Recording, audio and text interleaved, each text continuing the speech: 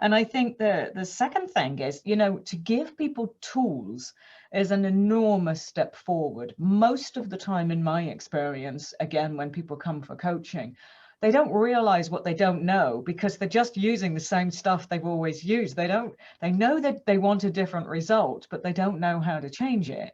And of course, we get a bit stuck not wanting to ask for help, and especially not in a senior leadership position, because we tend to perceive that that doesn't look good on us.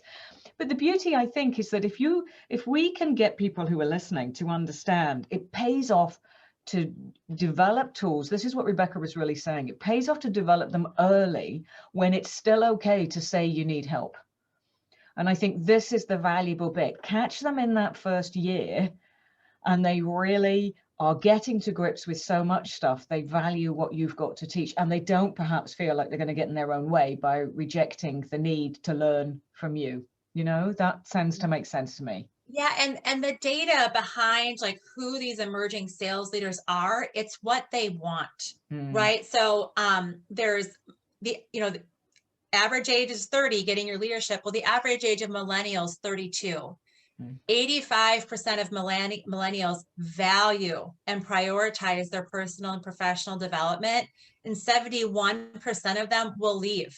Right. If they aren't getting it from their company. Right. And 80% in my survey, 80% of sales leaders said that they got no training after being promoted. And because of that, 75% of them searched outside of their company. Only 24% relied on what their company gave them. So people are searching and they want that development. And in the sales world, there's so much turnover anyway. HubSpot says that no executive fails like the VP of sales. The average VP of sales is 19 months, I think, right now. Average, we are used to churning and burning salespeople because it's a turnover business. But you can't churn and burn sales leaders. And one other thing you said that made me think of this too, you just alluded to it, but getting people used to learning early. If the leader isn't coachable, your sales team won't be coachable. Really good point.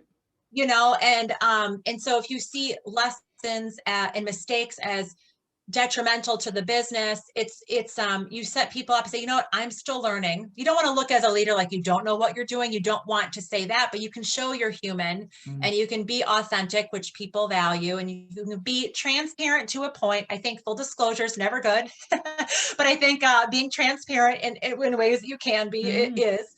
You don't want to discredit yourself as a leader, but that people they're more engaged then. They say, you know what, I'm going to take a chance. I'm going to take a risk.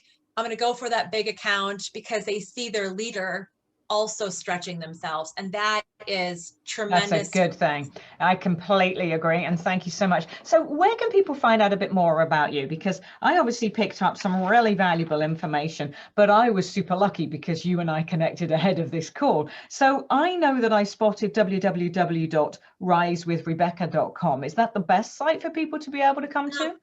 Yes, that's my website, and there's links to find me on LinkedIn through there. And then on the website too, you can download a free leaderboard to leadership survey results. You can download the whole PDF.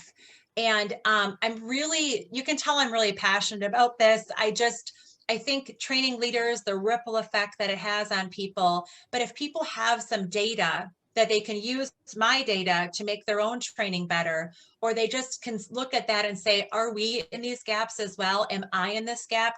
Where can I figure out where I need to go? It just makes people better. So they can go to my website and download that for free and just look at all the results and kind of see like, what do we know before and what did we find out? And how does this impact turnover, leadership skills, and sales performance? That's fantastic. Rebecca, thank you very much. I think today has been a genuine value to people. They've got a lot to think about, but I also think what you've been able to say to them is, look, it's okay to learn. In fact, if anything, as you said, the emerging leaders, if you run a program, so what if you also stand to gain an awful lot that you never admitted you really needed in the guise of bringing it in for the rest of the team? The value is obvious. So thank you so much for your time. I know everyone will have valued it. Thank you. Thank you so much. Thanks for having me.